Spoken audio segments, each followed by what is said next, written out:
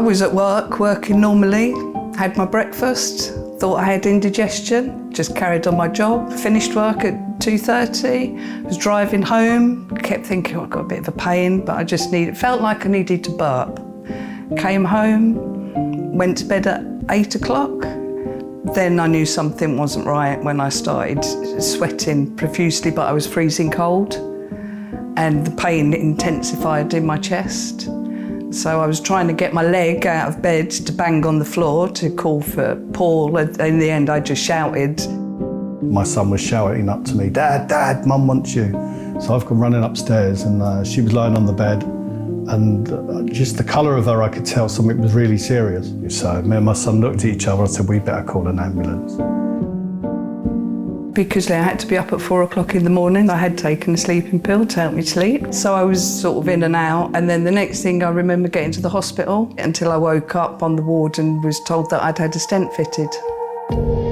Julie came to the hospital as an emergency. She was having a heart attack, and she'd blocked the artery to the bottom of her heart, and she had primary angioplasty, so the artery was successfully opened. When I woke up on the ward, I felt fine. People came to visit me from work. It was totally normal, and then I started to decline. She was getting worse, and the doctors and nurses were troubled and didn't know what was going on. She wasn't speaking to us. You could tell that something was seriously wrong. I couldn't breathe.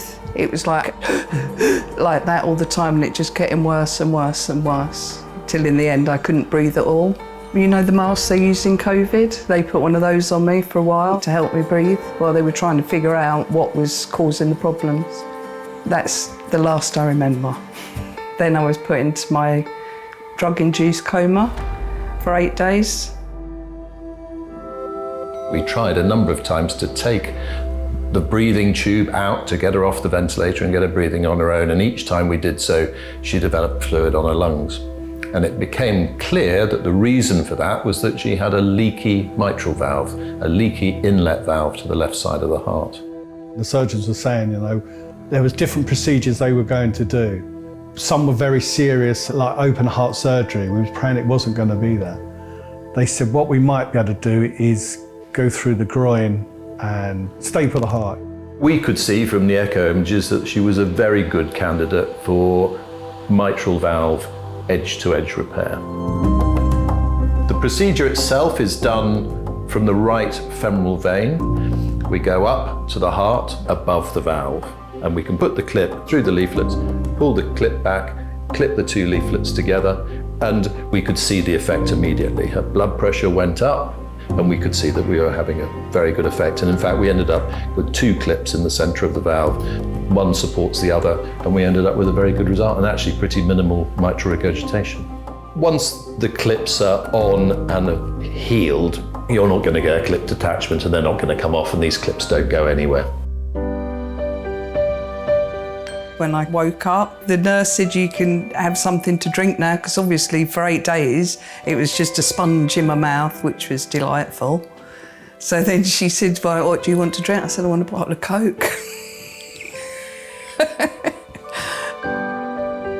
Yeah, you could just see her getting a sense of humour back, talking. She was so much better, and then like a couple of days later put her back on the normal ward. Quite a few nurses came down to the normal ward and were like, wow. We thought we weren't. I said, you weren't going to see me again? And they were like, yeah. A lot of people have asked me, do you have to stop doing this, stop doing that? I haven't had to stop doing anything. My life is the same as it was before my procedure. And we're sort of back into that routine again. Until such time it's time to retire, then we can really go for it, But until that time, you've still got to work and keep a roof over your head. I walk around for 7 hours a day at work. I sit down when I have my hour's break. So I'm on the go. I think I get my 10,000 steps in heels.